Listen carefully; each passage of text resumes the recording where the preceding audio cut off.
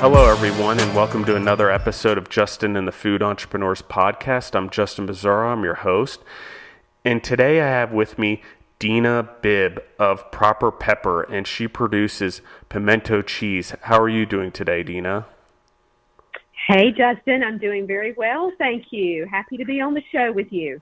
Well, I really appreciate you guys taking the time, or you taking the time to be on the show and talk to us and tell us your story, because I think, you know, we've seen you in the past. I've seen you at the Flavor of Georgia, and we've, talked about some opportunities together, but your product is phenomenal. And I just want the audience to know that the first time Deborah ever ate your product, I wasn't allowed to touch any of it, and she ate all of it in one sitting.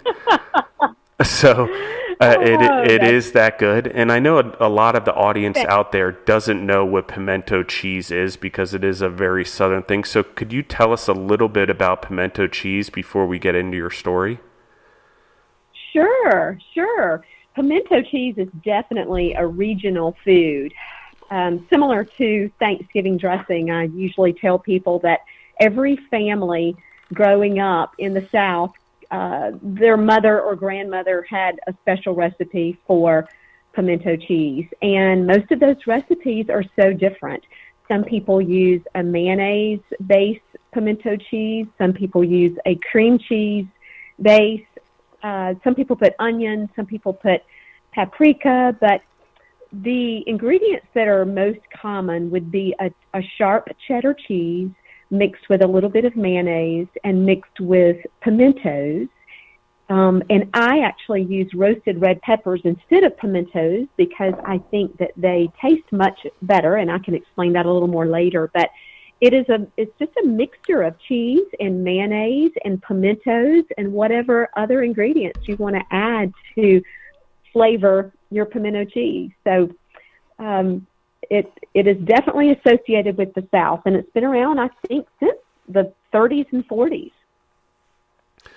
Yeah, I think that's part of what it is.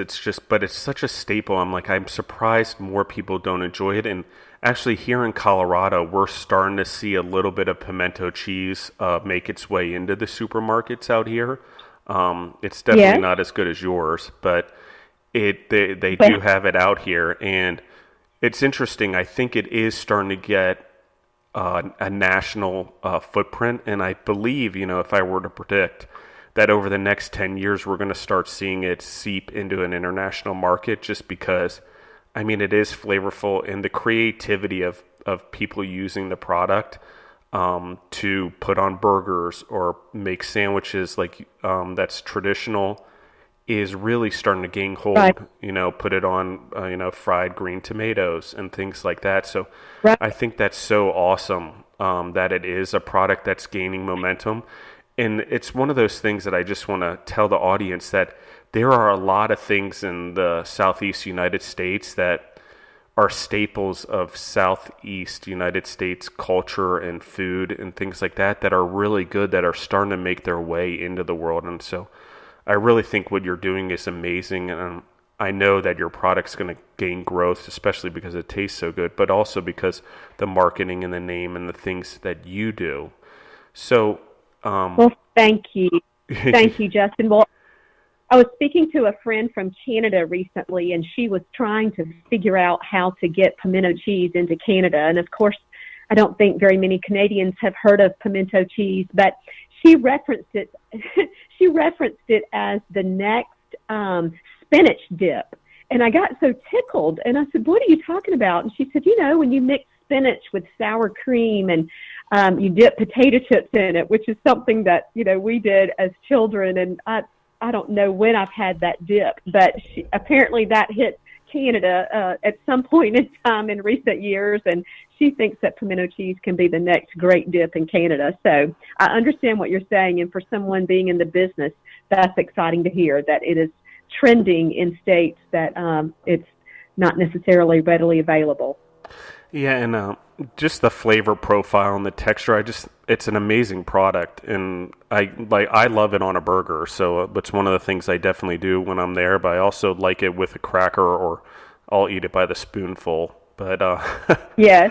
um, or on a piece of bread. It doesn't matter. I mean, it's a pretty versatile product, and you can really get creative with it. I think the pimento fried green tomato sandwich for me with a pimento cheese on it and, a toasted bread is pretty incredible. And even just a regular tomato and the pimento cheese on a sandwich, it's phenomenal. Yeah. And there's so many ways and creative ways people are using it. I've seen people use it as a topping to steak and chicken and on dishes. So I really think the product itself is going to grow a lot. And again, before you get into the story, I just want to mention the audience. They can find you on Instagram at Proper Pepper and Correct. on Facebook at Proper Pepper as well, and that you're located out of Sandersville, Georgia. And so they know where to get it. But they can also find you online at properpepper.com. So if they want to look at the product and see what we're talking about, they can find you on there. And again, before we get into your story, I know you have two kinds of pimento cheese. Will you tell us a little bit about those? Yes. Well, this recipe was shared with me about 24 years ago, and it was the recipe that I call the classic in my branding. And this is just a traditional, rich, creamy pimento cheese that most people say reminds them of how their grandmother made it. I made that pimento cheese for probably 15 or 20 years and really never toyed around with the recipe until I entered the Flavor of Georgia contest in 2015 and had some intentions of going into the market to sell my pimento cheese. And I learned pretty quickly from people in the business that you really should have more than one flavor of any food product that you're trying to market. So the night before the contest, my husband and I decided that we would try to come up with a spicy version for Proper Pepper. And we grabbed a pepper jack cheese and mixed that with a cheddar and then added some jalapenos to it. And we came up with a spicy version, and we call it Get Back Jack. It has pepper jack cheese, and it just makes you step back and say, wow, what a wonderful flavor explosion. So, and ironically, that one won the Flavor of Georgia contest. So that's kind of our flagship product after having made the classic for 15 years. So we have two flavors, classic and Get Back Jack. Yeah, I love the name of the Get Back Jack, and I definitely love the spicy flavor as a person that likes spicy foods. But either or for me work. I could eat both of them in one sitting. And Deborah and I, as mentioned before, we each have to get our own little container of it because neither one of us are willing to share it. So there is that. And then we'll often do halvesies where we'll get one of each and then split it in half and then share the other half because it's hard to choose one or the other. Seriously. Thanks, and Justin. You're very welcome. So tell us a little bit about your journey to how you created Proper Pepper and how you decided that you were going to become a food entrepreneur. Okay. All right. I'd love to share my story. Well, about 24 years ago, as I mentioned, I moved to Waycross, Georgia back in 1995. And that was just a total different life than I have now. I did not have children and was working in the healthcare industry, actually in marketing and public relations. And I had always been a fairly good cook and I enjoyed the kitchen, but I had no intentions of starting a food business. We had a neighbor that brought a Christmas gift to us soon after we moved into our home there in Waycross, and her gift was a little jar of pimento cheese with some crackers. And it was the best pimento cheese I had ever tasted. And I really didn't have a lot to compare it to. My mother never made pimento cheese when I was growing up. We always bought whatever was at the grocery store, even though she too was a wonderful cook.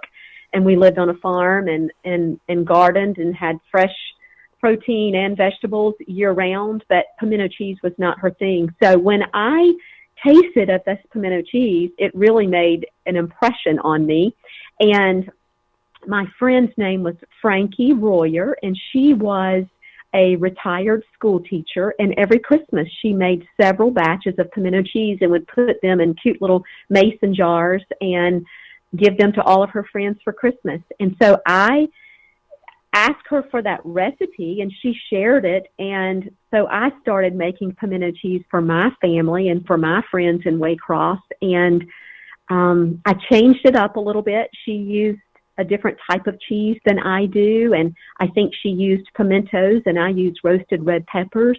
But nevertheless, the base of the recipe is hers. And I shared that recipe for the 12 years I lived in Waycross. And then when I moved to Sandersville, I had an entirely new audience to share it with.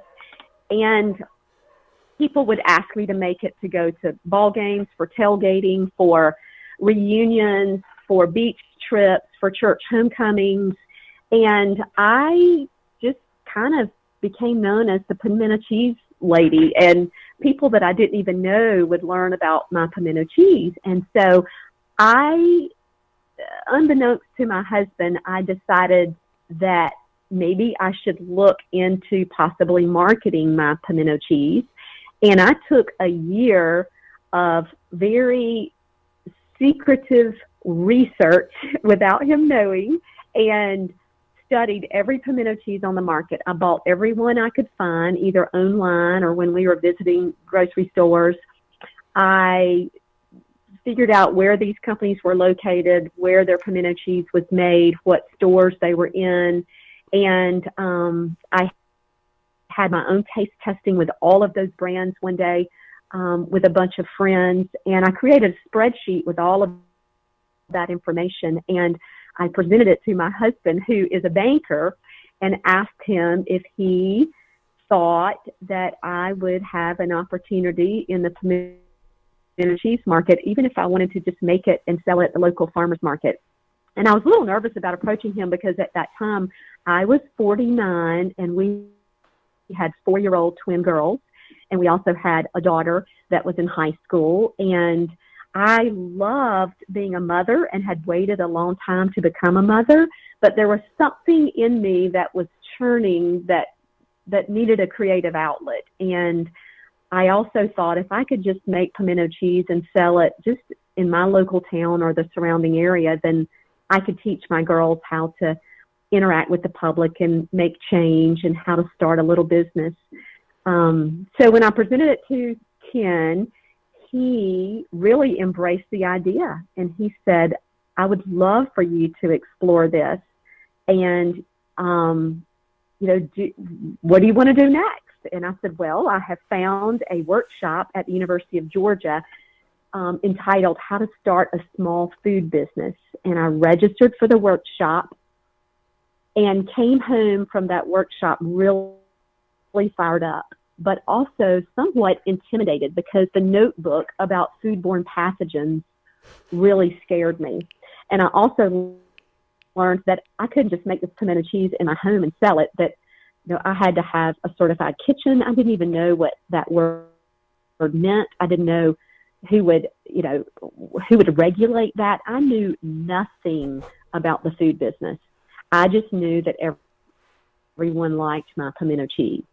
And when I presented it at this workshop in Athens and did a taste testing with all of the other people that were in the class, I received a lot of encouragement. So I came home and spent another year working towards launching a business, developing a website, developing the name, developing the logo, starting to figure out a business plan. And as I was approaching my 50th birthday in January of 2015, I decided kind of on a whim to enter the Flavor of Georgia contest, which I didn't even know about until I went to that workshop.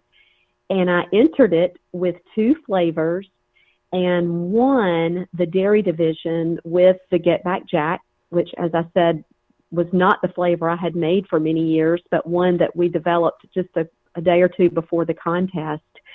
And winning that contest for me was affirmation that someone other than my friends and family liked the pimento cheese. But more so when the judges of the contest came to me after the event and talked to me about how delicious my pimento cheese was and what potential that they thought it had in the market, that's when I kind of had that chill bump moment that, okay, this is truly a possibility here, especially someone like in the food distribution business who services 4,000 grocery stores and says, I think I can sell this in my grocery stores. I never felt, I don't know, I didn't feel like I was worthy of being in the food business because I knew nothing about it, and no one in my family had ever done anything like this before. I just didn't have the confidence that I needed. But the contest gave me the confidence. And before I left, Cindy Dickey, who owns a peach farm in Musella, Georgia, she said, we open our peach stands in the summer and welcome other Georgia-grown businesses. I would love to sell your pimento cheese. And I just started crying because someone already was a customer before I even left the contest. So that's how this business got started, from a recipe from a friend, making it for 20 years, deciding as a young mother that I wanted to use my gifts in sales and marketing in a creative way, and trying to decide, well, what is it that I do that's really, really good that maybe someone would buy? And it's pimento cheese. So that's my story. So as a sales and marketing professional before, how did you come up with the name and the logo and the design of your packaging and everything? Oh, I love to tell that story. Well, I love Pinterest. And so that year that I took in trying to develop my business plan, I would go to Pinterest every night after the girls were put to bed, and I created Pinterest boards. I would just type in small batch food or small batch food logo in the search bar, and every time I saw something that spoke to me, I would file it away. And whether it was the coloring or if it was certain elements of the logo, I knew the look that I wanted, but I didn't know how to articulate that look. I just knew that I didn't want to look like the other pimento cheeses on the market, which most of them use neon green for their spicy colors, and they use neon orange for their classic colors. And they were in round tubs. And although the products are good, they had a more of a country or Cracker Barrel look. And I wanted my packaging to look more sophisticated, and I would envision in my head like my packaging sitting in like a Dean and DeLuca cooler or something. I mean, that was before I even knew a lot of names of specialty grocery stores, but I had been to a Dean and DeLuca and I thought, oh, wow, I just want one of everything in that whole place. And if I could envision my product sitting in their cooler, what did it need to look like? And I knew it didn't need to look like the other pimento cheeses that I had purchased along the way to study.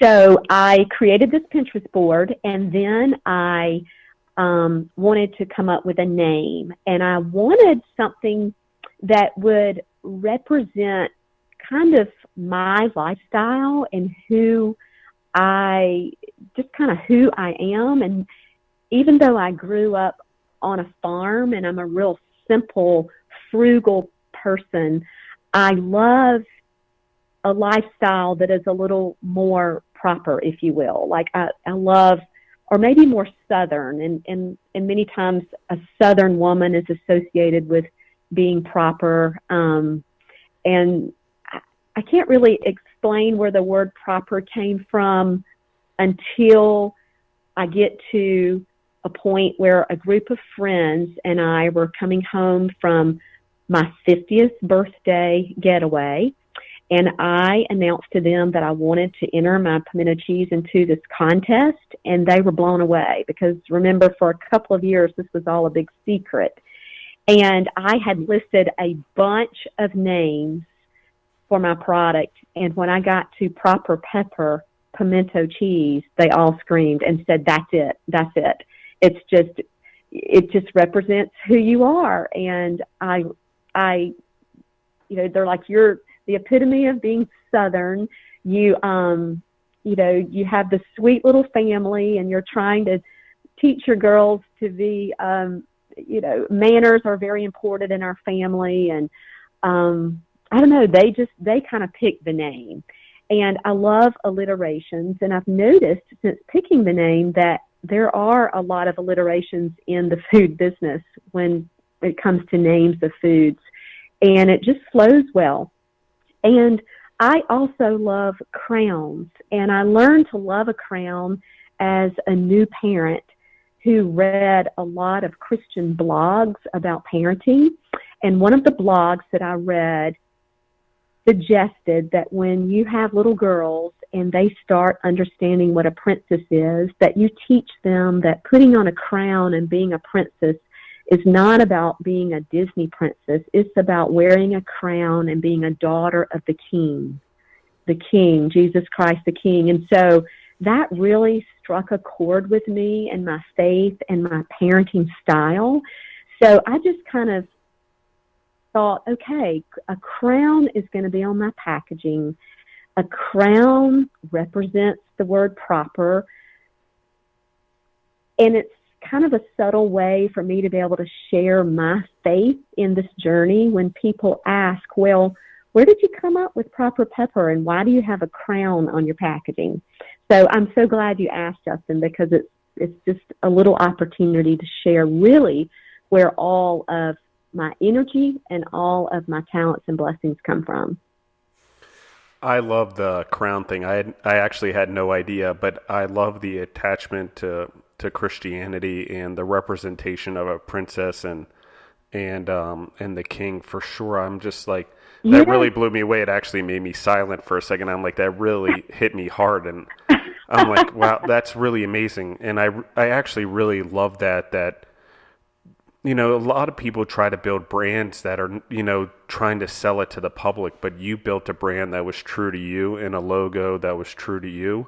And I do think it really shows in there, especially now that I've heard the story. And anyone in the audience, you really need to look at the logo and the branding and the packaging that's done, because you've also put it in a squarish container versus a rounded container, which to me, the whole presentation of it does look more sophisticated, and it does really back up the flavor of your pimento cheeses and what's done there. And the coloring, I did notice that it wasn't typical of just slapping a label on it and following the traditional colors that are usually on pimento cheese packaging.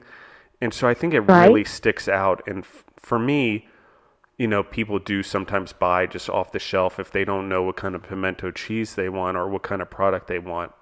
But it really speaks to people in the way it's presented and in the container, in the way that it looks, and in your logo. So that's why I really asked, because I've been fascinated for a long time, ever since I saw it in 2015 at the Flavor of Georgia contest, or I think it was 2016. Where we actually judged. I think it was entered, but maybe not. I can't. It's hard because I've done so many. And I always leave we were in the contest. We were in the contest in 2015, but I think I met you in 16 when we were chatting about some of your business plans, and we shared samples with you. So yeah. Oh yeah, that's right. And and the coloring. When I skipped part of my story, I took that Pinterest board and I sought out an agency that was actually a member of the Georgia Grown program at the time. And with a marketing and PR background, I felt like I had a pretty sharp eye for what looked good. And I was able to share that Pinterest board with the agency. And I just told them, I said, I want this to look sophisticated, but I also, pimento cheese is such a vintage food. It's been around for so long. So I want a fresh vintage look that is sophisticated. And after just maybe 3 rounds, they nailed it. The name of that company, by the way, is Clark Creative, and it's in Savannah, Georgia. Carrie Clark is the owner. And they also built our website using that fresh vintage look and all the colors of our packaging. So We get more compliments on that packaging even before people taste the food. And I really believe people eat with their eyes. I know I do. I buy shampoo and wine just based on the pretty labels. Yeah. So hopefully that people will also buy my pimento cheese if they're not familiar with it by noticing the beautiful label. And then, of course, hopefully we'll get hooked from the flavor. Now, just out of curiosity, are there any plans for additional flavors, or you're just trying to stick with what you have and then go from there? Or is the idea to continue to build the line of offerings, or you're having such success with the two, you're sort of sticking with that for now? Well, for now, I'm sticking with these two, mostly because we have so many other challenges in the business that I'm sure we'll get to later in the podcast. I don't feel like I could really launch another flavor, but oh yes, I have probably at least 3 new flavors that we would like to launch at some point in time. And I did a fun Facebook, and I don't even think I was on Instagram when I did this, but early on in the business as I was launching it, and I love hearing people's stories about my grandmother made pimento cheese and she put green onions in hers, or my mother made pimento cheese and she would always put just a little bit of garlic. And so I started learning all of the different ways that people have enjoyed pimento cheese. And of course, by tasting other brands, I've also discovered some flavors that I've enjoyed, like putting bacon in pimento cheese, or putting a walnut or pecans in pimento cheese, or let's see, what are some others? Olives in pimento cheese. So it's again, it's like Thanksgiving dressing. You can just kind of mix whatever you want to your palate. And so we hope one day that we can expand our product line, and not just in pimento cheese, but some other chilled spreads, and even some products that may complement our product, like a pepper jelly or a cracker. And so you can kind of buy a product line for a proper picnic, maybe. Yeah, that's a good one right there. You should hold on to that, proper picnic. Because I can already see it in my head, and it's sort of a preppy, nice picnic, and people very well put together. I do have some other questions going down that line, but I wanted to go on a little bit of a tangent, because you mentioned growing up on a farm, and I think, as a person that grows up on a farm, you learn a little bit of a different work ethic. So can you tell the audience what kind of farm you grew up, and tell us a little bit about your childhood, because I think it's formed you as a human being for sure, and your success that you're having. So could you tell us a little bit about that? Sure.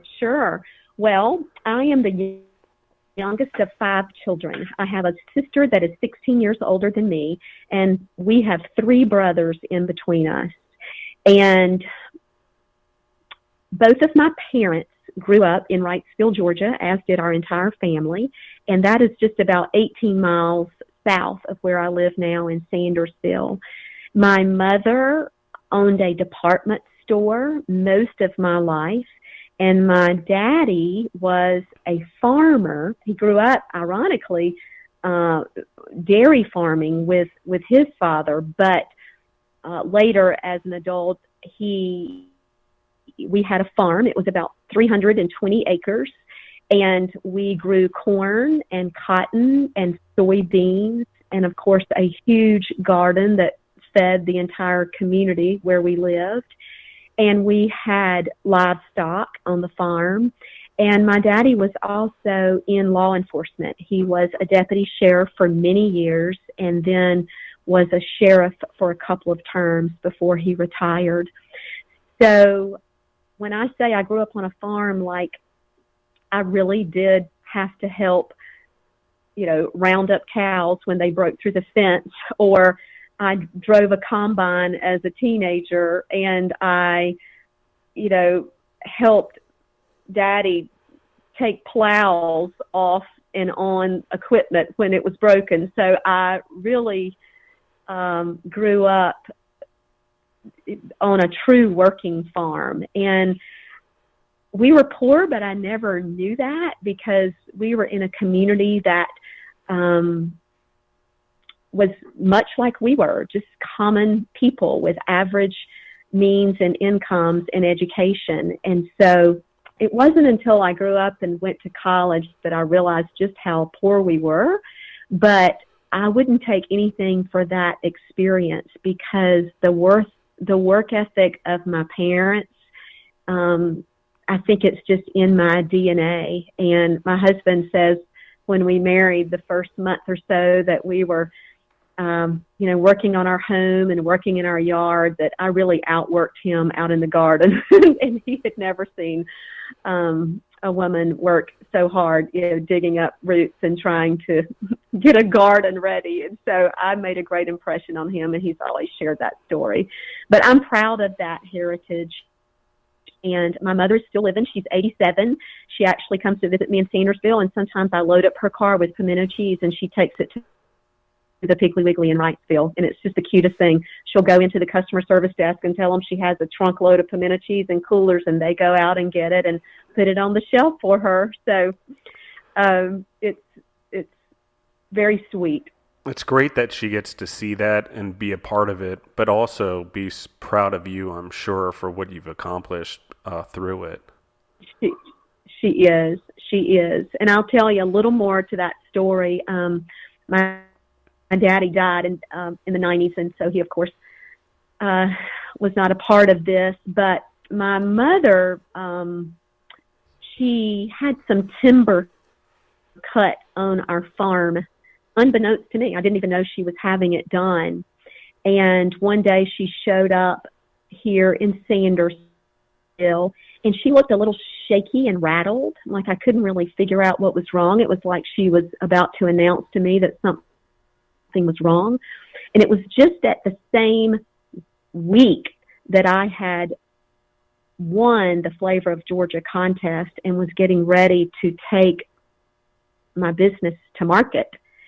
And she started crying, and she put an envelope in my hands. And I said, "Mama, what is wrong?" And she said, "I have had some timber cut, and it is my pleasure to give each of my children $10,000 from this timber, because I have never, ever been able to give you all such gifts as this." And she started crying, and I started crying, and little did she know that I had an invoice for $5,000 on my desk for the website that had just been built, and then another couple of $1,000 for some other graphics design work. So I said, "Well, Mama, 7 of this 10,000 is about to be used, and let me tell you why." And we just had a big crying party. And so it's just incredible that that money landed in my hands the very week that I was launching a business, and she had no idea. So I love that story. And I think it's interesting, and I'm going to go off on a little bit of a tangent, but one of the things, and I have stepchildren, I don't have children of my own, but one of the things Deborah always says is how when children are born, they kind of bring money or a way to survive and make ends meet. But I also think that as an entrepreneur, what I found, when you really have a concept and you're authentic in the concept, and life has this weird way, and God, I believe in, that has a way of making it work for you when you are true and authentic in what you're offering, and like you have done and we just discussed. So I think that's really important and an amazing story, because when you needed it, it came to you. And it wasn't something that was an explosive amount of income coming in, but enough for you to get by and continue your journey and give you the blessing to continue to learn. And it'd still be at somewhat of a disadvantage of building a new company, but at an advantage to get through that particular part, but also all the disadvantages that come as an entrepreneur to learn from, to better yourself and better your business. Those are, huge lessons. Another part I want to little bit talk about is growing up on a farm myself and growing up in an entrepreneurial family also. And we talk about it a lot on this podcast, is how those experiences and work ethic really translate in kids that grow up with entrepreneurial parents. From my experience, there's a different work ethic. There's a different understanding of the way the family unit works. a closeness and a bond. I mean, for me, growing up on a horse farm, if we didn't all work together as a family, we didn't get to do the things we wanted to, number one. But number two is an animal would literally die. So you had to get things done, and you had to be a part of it, and you had to make sure the family business succeeded. And so, anyone out there that's, considering bringing their children into a family business and not sure they want it, I think there is a huge lesson, especially as they're younger, to be a part of it and see what's going on. I know for me it was hugely beneficial, and we hear a lot of it on this podcast. A lot of people grew up, with a work ethic or a entrepreneurial background or a definite stronger work ethic. Because being an entrepreneur, we hear it on one of the podcasts is, we're willing to work 80 hours instead of 40 hours because we want to work for ourselves, but we don't even know we're working 80 hours because we're already used to working that time as we grew up. And I think that's kind of an important point, is we have more tolerance for hard work, and we have more tolerance for completing a task without, sort of kicking the can down the street, for lack of a better term. That, anyone who's out there who wants to be an entrepreneur, it's the thing that I see consistent across the line, as we're discussing, is the consistency in completing a project all the way to the end, and an understanding of that. So, well, I'll tell you, Justin, I think that that cannot always work in our favor, because I struggle with downtime and the sense of feeling lazy if I'm not busy. And it's only during this pimento cheese journey that I've had to really force myself to realize that my value does not come from how busy I am. And I really used to, I didn't really, I don't know, I felt like if I was not busy, I was not worthy. And that is not a real healthy way, although, you get a lot of things done, and you have a work ethic that can help you to be successful, but you have to take that time for yourself and for your family and for my husband, and just those quiet moments to even be reminded of all the blessings. So, although I'm very proud of that work ethic, I have to work towards allowing myself some downtime and feeling like that's okay. I actually love that you said that, because I don't want to confuse the point, because it is important that we do have time with the family and downtime and time for ourselves. But it's also been something recently Deborah and I have been discussing as entrepreneurs and as growing a business is, oftentimes busy work doesn't necessarily reap success in our personal lives, or reap success, because we can get so myopic, for lack of a better term, about things that we, often don't spend enough time taking care of ourselves or spending the time we need to with our families. So finding a balance there for sure. I'm glad you said that, because it is important. And for me, I agree with that. It's hard sometimes to pull myself away from things, and busy work. And, for me, if I get too busy or I try to take on too much, I almost get frantic. And so there is a balance there. And now that I don't live on a farm per se, I did struggle with trying to figure out what to do with my time and my energy. And if, I could look like I was, hyperactive probably, because I was so used to burning that energy in sports and on the farm. It took me a while to figure out how to harness it and how to use it properly, and then also be able to somewhat tame it so I could have the memories and the moments with my family, and slow down just a little bit and realize taking one day at a time and enjoying the moments we have, and you never know what tomorrow will bring type thing, and really slowing down, because I would much rather have a moment with my family than a moment at work, although I love working and I love business and being an entrepreneur, but it still doesn't replace that time. So finding a balance between that, I think, is great. So on that note, how do you find a balance amongst it with your girls and your husband, and do you set aside a certain amount of time per day, or how do you regulate yourself in order to make sure that you stay true to yourself in that way?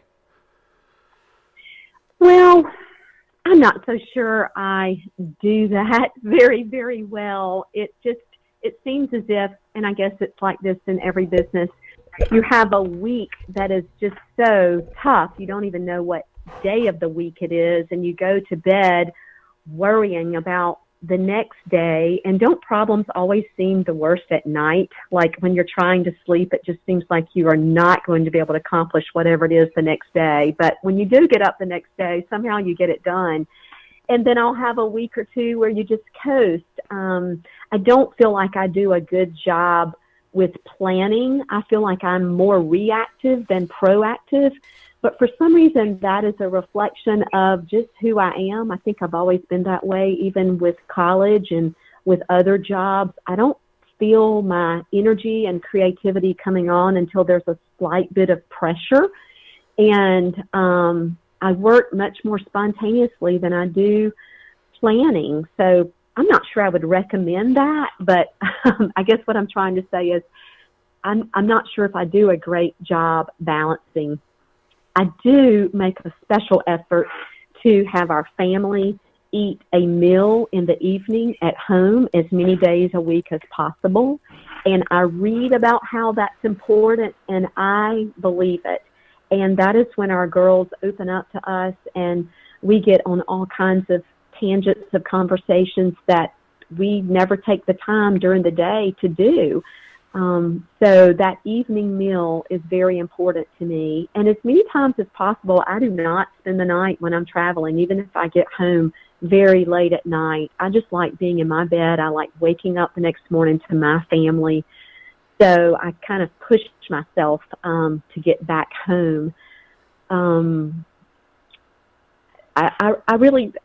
sorry I'm not able to answer this question very well, but no, I think you're answering it perfectly and true to you. So, and I'll help you out a little bit. And I think what the most important thing is that, just by making sure you're home and just by making sure that you have the time together with your family every night, it is, and I can relate to it because it's something my family did growing up. And my dad did travel quite a bit on the road, but having that time, whether he was there or not, where we sat down and ate together, and then when he was there, making sure that we were all together and we spent time at the table, and none of us really got up until everyone was done, and we conversated or had conversation. Yeah. I don't know if conversated is a word, I just kind of made it up, but conversation on the about each other and about what's going on and the tasks at hand. Something like that I think is pretty amazing. And a lot of families, at least in my experience with my stepdaughters and hearing their stories, is that people don't sit down and eat together anymore. Or they sit down in front of a TV or sort of eat as they go. The food's on the counter. And I think that's hugely important. So I just wanted to give you a compliment for that. I think it's important. Well, thank you. And thank you. Well, we're also very involved with our church, and I'm involved with the girls' school, and PTO president last year or a couple of years ago, and working with the youth at our church. So those activities naturally bring me, to my children. So I'm involved with their activities. And my husband is really Superman. I mean, he knows how to make a mean ponytail in their hair, and he doesn't mind jumping in and helping with dishes, and he cooks a lot of our meals, especially when I'm traveling. And so it really takes a team here. And he too,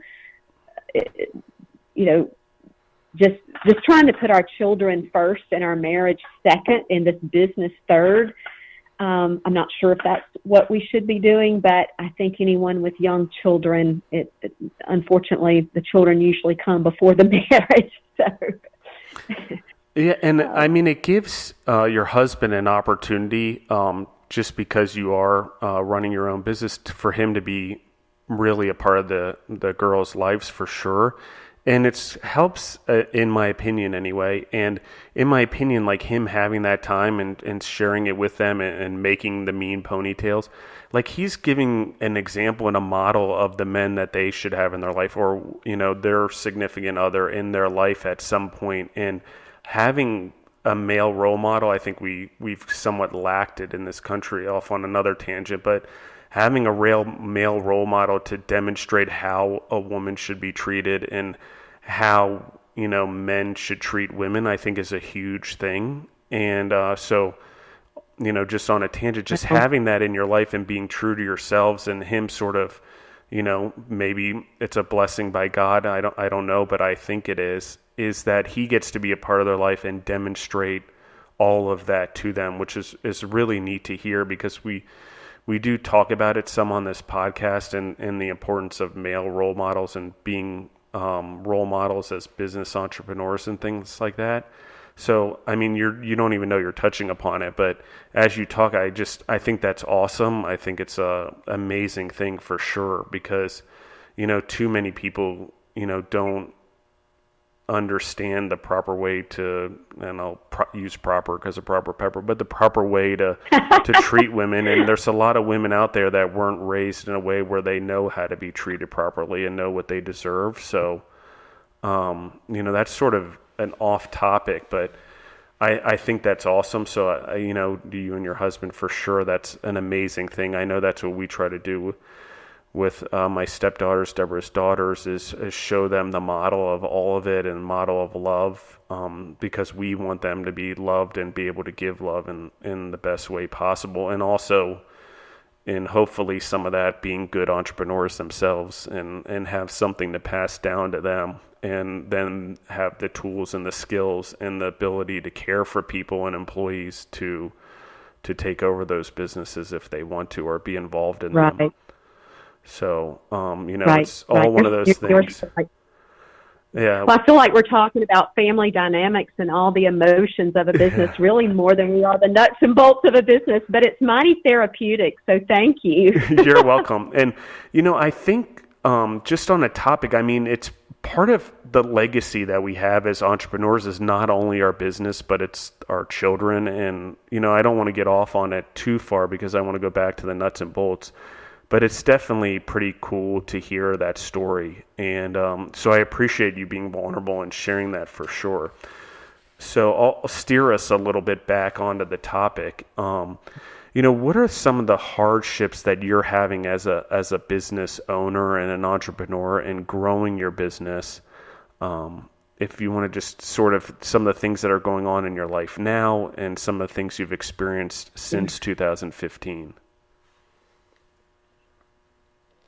Well, I will tell you that the biggest hardship that we have had, and this by far outweighs any other hardships. Like, you know, we've had product to mold, you know, we've had someone call and, you know, say they're, you know, we've had all kinds of things happen, as anybody does with the food business. But I will tell you that our number one challenge has been trying to scale our business up to a higher volume, while also maintaining the crafted quality that it is. Okay? So we would have to have another podcast for me just to share with you our co-packing stories.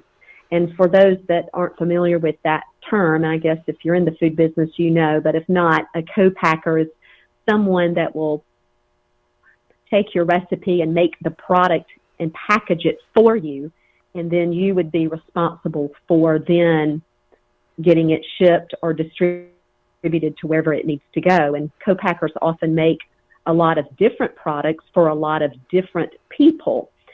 So the challenge for us is that co-packers want very, very large volume, And let's face it, every business is volume driven. The more widgets you buy, the better price you can get. So it's all about volume and price. And so every co-packer that we've approached really wants a very high volume, yet when we go and talk to various grocery stores, they want, they say, well, you're not penetrating the market quite enough yet and really have a name for yourself. Come back and see us when your volume is higher. So you know where I'm going here? It's like I can't make any more because I'm at capacity. I can't find a co-packer that will take me because my volume isn't high enough. And it's hard to grow the business to create more volume because the retailer's telling me I need a little more volume. It's just crazy. It's like you go back home and you're like, well, how do I do this? And the way we've done it for 2 years now is we just keep accepting more customers. And thankfully, I have a couple of ladies that help me in the kitchen that just, where there's a will, there's a way. And we keep adding volume without having a co-packer yet. And I don't know how much longer we can do this, but for right now, we're managing. We have had trial runs at 4 different co-packers, and for various reasons, they have not worked out. The first one did not work out because they wanted to use a meat grinder to shred our cheese rather than a cheese shredder. And of course, they don't want to invest in a $30,000 cheese shredder because we don't have the volume that would warrant that. And we don't want to use pre-shredded cheese in our recipe because it diminishes the quality.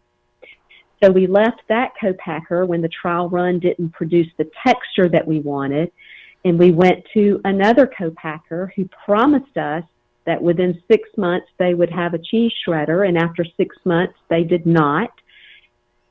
And so we found another co-packer, and they ended up being in South Florida, and we realized quickly that the transportation cost to get our product back into Georgia, where the majority of our customers were, was not going to be a smart business move. So that didn't work. And the large co-packers that make pimento cheese for all of the products you already see in big box grocery stores, you have to fit into their wheelhouse. I use Duke's mayonnaise. Well, I can't go in and if they're not using Duke's mayonnaise and they're already using Hellmann's, they pretty much say, well, we'll do it for you, but the cost is going to be higher unless you use Hellmann's or unless you use, whatever brand we're using. And we've really tried to stick to our brands. And I think that's part of the reason that we haven't been able to find a co-packer until this past January. We had a co-packer in January, and they ran 2 runs for us, and we had issued our 3rd PO. And then they announced to us that they were closing on March 31st. So we went and got all of our raw materials last week, and we're back in our kitchen in Sandersville, and we're back on the search because we have to have a manufacturing partner to be able to scale and grow this business the way we want to. And we have customers who are saying, call us when you get your manufacturing in place. Call us. Because right now I couldn't make the volume that a couple of these customers are interested in. So that's the biggest challenge of this business, is scaling up and maintaining the quality.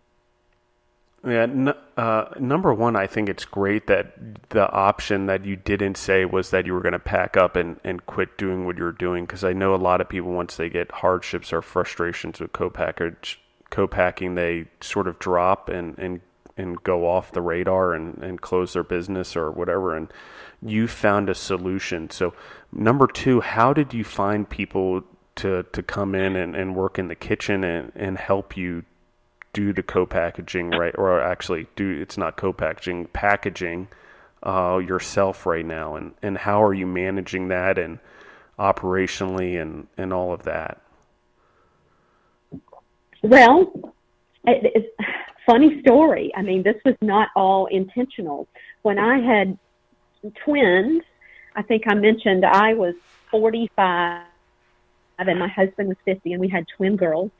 And there was a sweet lady that someone introduced me to that came to my home a couple of days a week so I could get out and run errands and just kind of have a break from motherhood for a little while. And her name is Annie.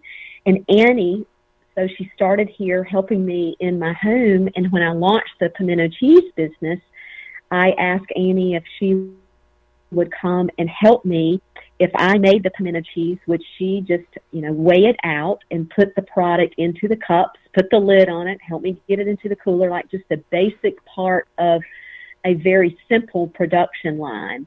And she did.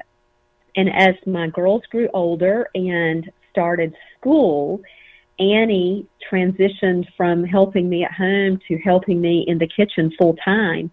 And 2 years ago, my girls went to summer camp for the first time, and I went with them, and I worked at the camp in lieu of their tuition.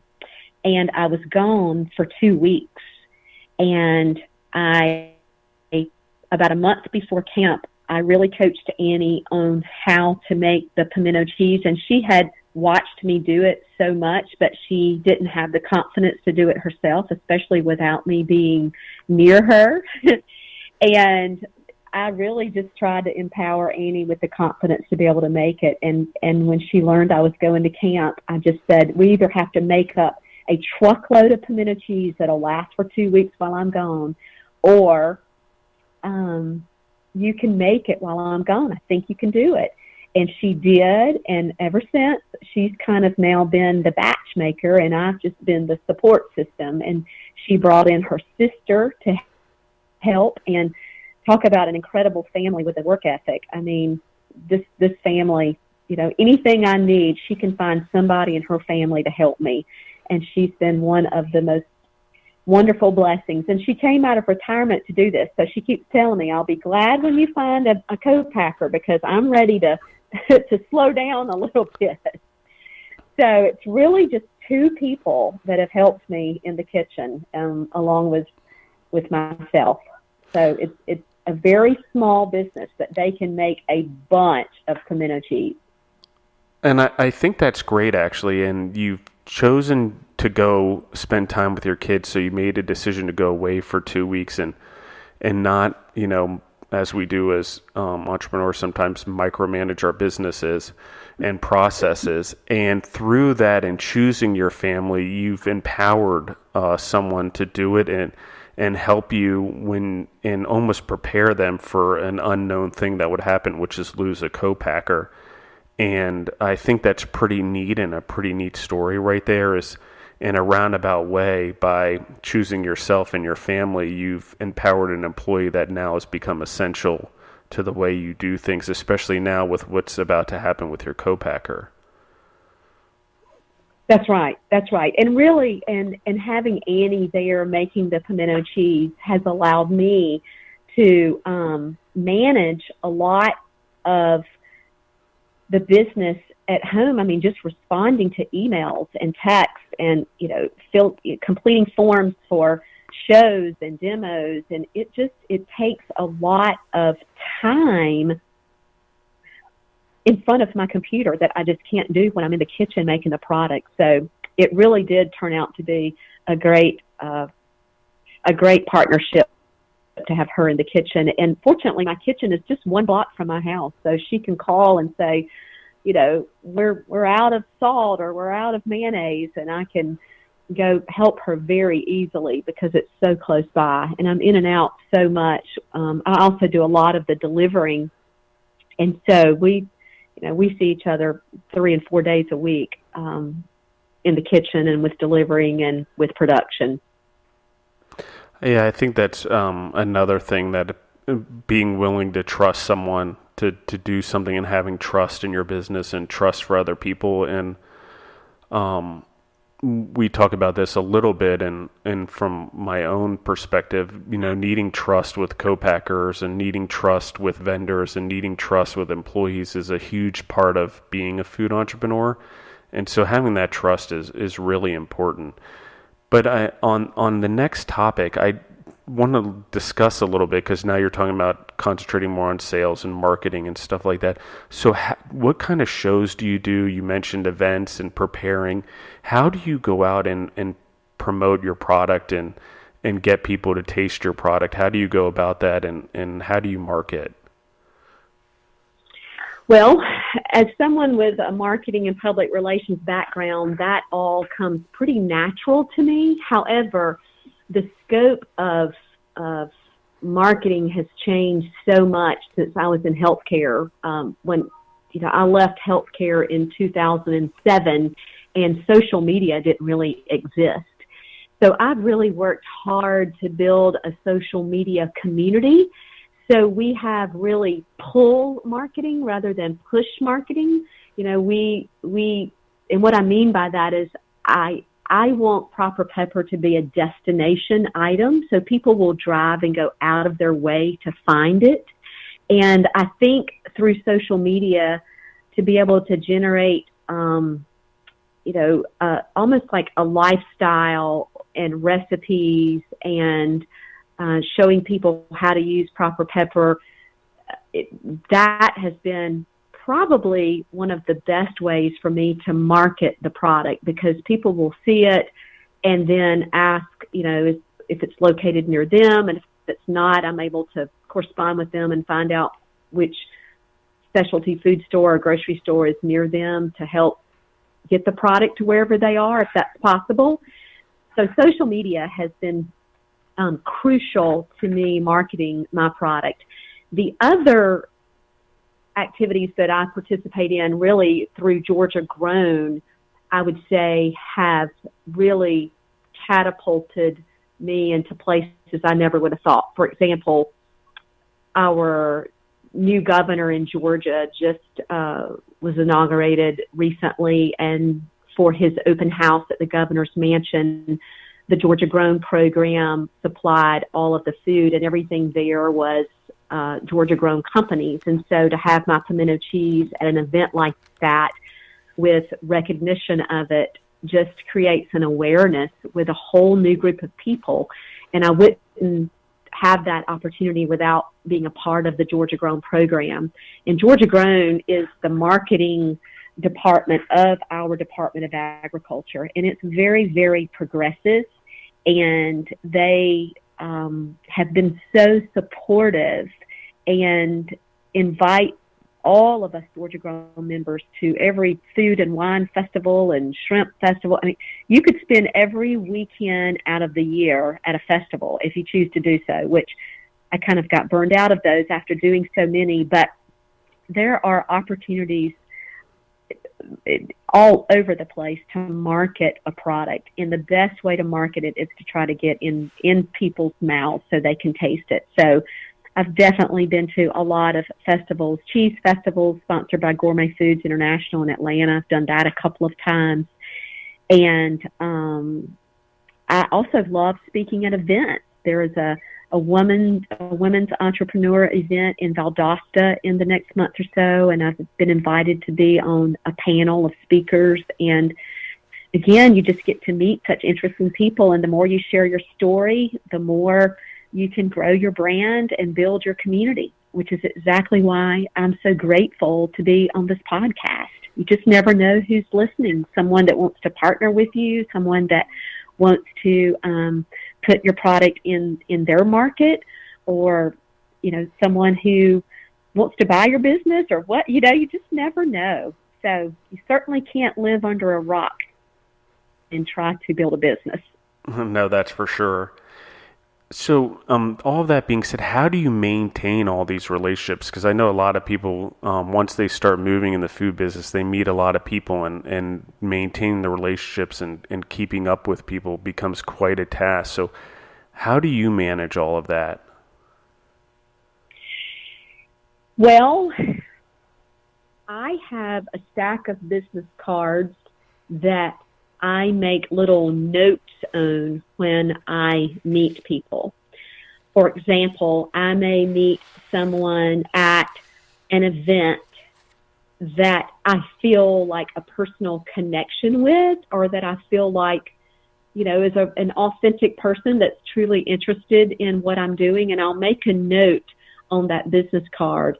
And I kind of categorize my business cards, if you will, and like all of the ones that are potential proprietors for my product, like somebody that has a market or a grocery store, they kind of go in one little stack or in one notebook of business cards. And then people who just seem to have a similar interest and lifestyle as me, or who like to do events, or who has a brand that's similar to mine that I just think I want to be associated with, or I want to collaborate with, I put those cards in a different stack. So that's kind of how I keep my people organized.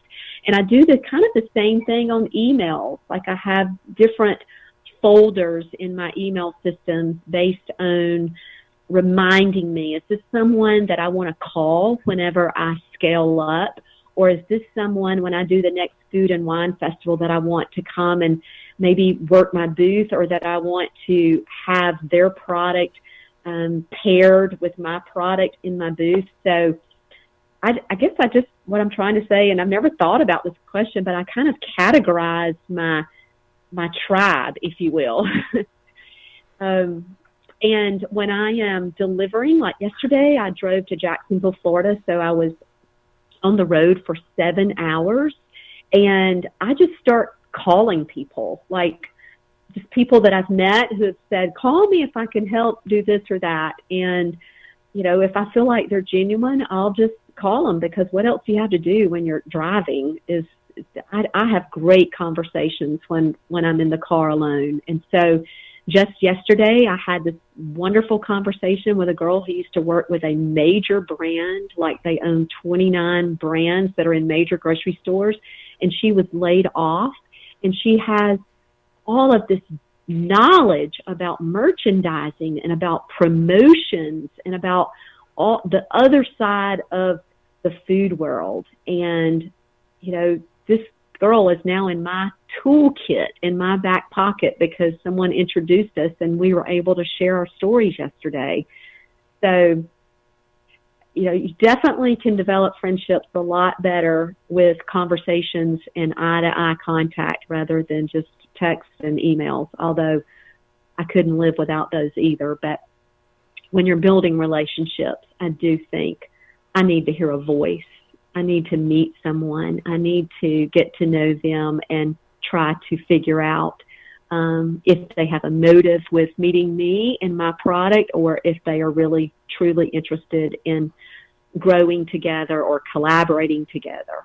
And I feel like I'm pretty intuitive, and I can figure that out pretty quickly. And we haven't ever discussed it on this podcast, but you touched upon something, and I actually believe in it as well. It's why I traveled to meet people when I can, because there's nothing that replaces that face-to-face interaction with someone, and really being able to read them and them being able to read you, and a lot of trust being built there. And I also agree that a telephone conversation often is better than an email. While email is important and often puts something permanently in writing so you can go back and reference it, I feel that, in my experience, that nothing can replace a face-to-face relationship as well as a telephone conversation. And I swear I do have employees that do this, that they write emails after emails, and it takes so much longer to write an email versus picking up the phone and calling someone. So, efficiency-wise, as an entrepreneur, phone conversations can get so much across so much faster and so productive. And it's one of those things, like you said, being on the road forces you to have those phone conversations, because you want to be efficient with your time, but you can't type on a computer, and you don't want to send a text. That's for right. Obvious reasons. It forces you to have that relationship with someone.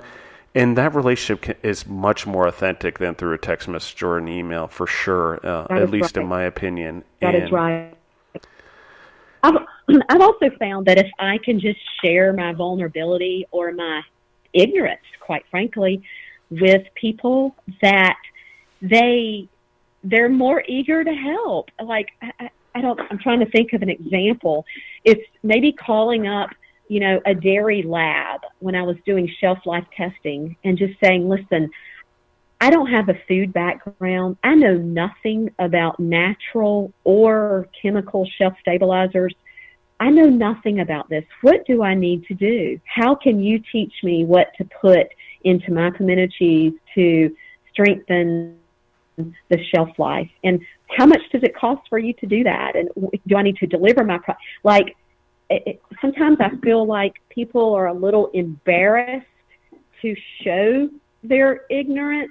And I usually just start off those kinds of conversations by saying, please pardon my ignorance, but I have a lot of questions and I need your help. And something about that just opens the door, and people just knock themselves out trying to help you. I mean, they really do. And even, and sometimes those phone conversations make me a little nervous to make. And maybe it's a food distributor. Maybe it's trying to get an appointment with Publix. But to me, that's just the only way to be. If I go into situations like that acting like I know everything, or that I'm really more advanced along in the journey than I really am, I'll fall on my face because it's going to show. So, no, I agree with that 100%. It's so important that that we have real relationships and we're authentic, because if we just get to, what we're asking for and we admit we don't know, people are so much more willing to help us versus coming in and pretending we know it all or we already have all this experience. And, it's one of the reasons I do the podcast, because I'm such a thirst for knowledge and what people go through and their experiences and the customers that we deal with and their stories and their experiences and understanding it and really learning from it. It's like things that you never know could happen, you learn from. And a person doesn't even know that what they're sharing with you could be educational to you or help you in some way, or, some days help you with a bad day just by having a person pick up the phone and call you. It's right. It's pretty amazing. And I find a lot of time if I just get a random phone call, sometimes there are days where I'm like, oh my God, how am I going to deal with this? And how am I going to get through my day? And sometimes just having someone call or that conversation breaks up the day enough to give some, more positivity back into my life and right.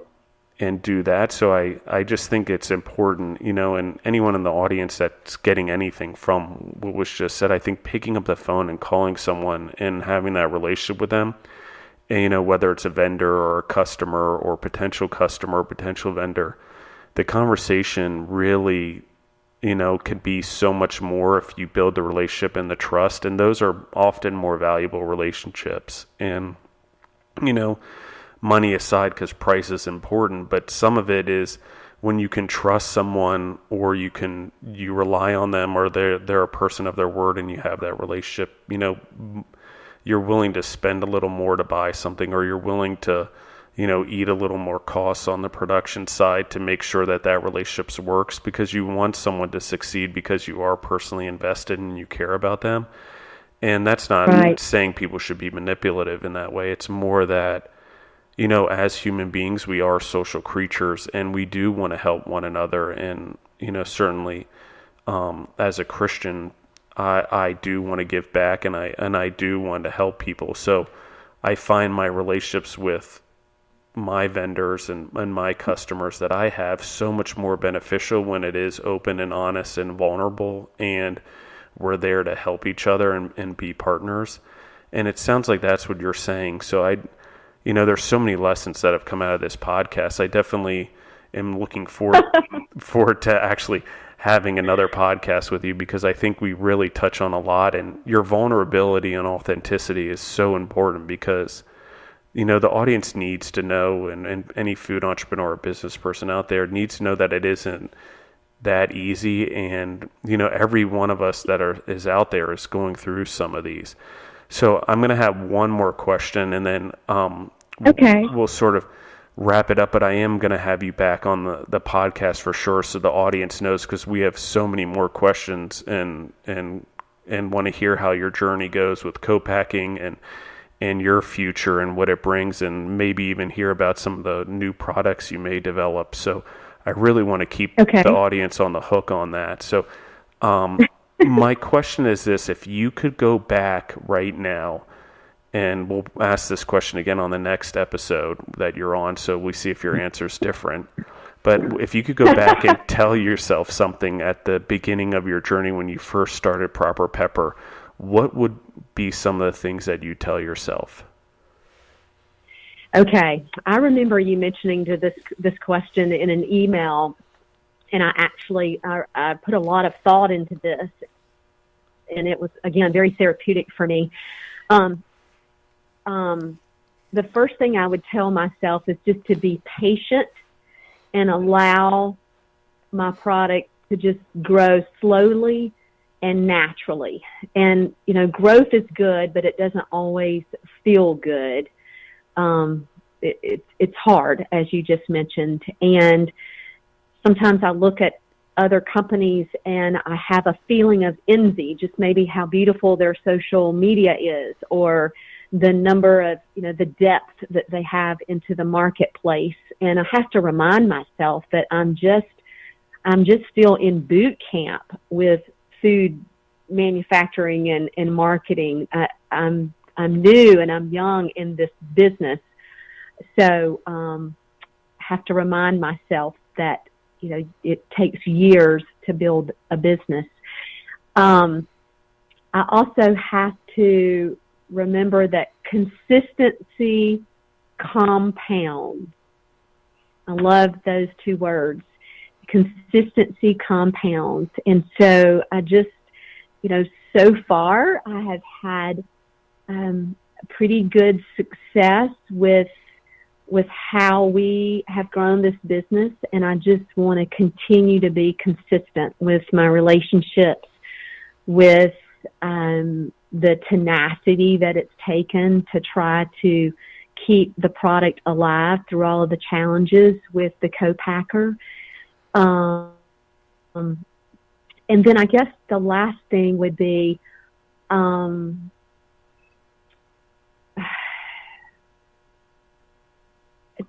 probably maybe a little better planning. Like just recently, someone said, "Where do you see yourself in the next 6 to 12 months?" And unfortunately, I'd not taken the time. I mean, I dream about it in my head all the time, but I had never put that on paper. And when I put that on paper, it was very empowering. And I have been listening to and reading a lot of Rachel Hollis's book, Girl, Wash Your Face, and then the new one that came out today, Girl, Stop Apologizing. And listening to her podcast, I can't tell you how inspiring and motivating that's been. And to write down that to-do list for the next 6 to 12 months has been very empowering, and I should have been doing that more in all along. So did I answer that question correctly? Because yeah, that was great. No, that was great. And just hearing you talk, and I don't know if you've ever looked at it, but I find, and I recommend this a lot to people that come to me and ask my opinion, is and Deborah and I are working on ours currently, but the whole vision board thing is quite an amazing thing, is envisioning your life a few months from now, a few years from now, and decades from now, and where you want to be and what you want to accomplish. I think everyone's vision board is a little bit different, but I definitely, recommend looking into that, because I think it's therapeutic, number one, and it also helps keep your eyes on the goals and your end results and the things that you do every day to get there.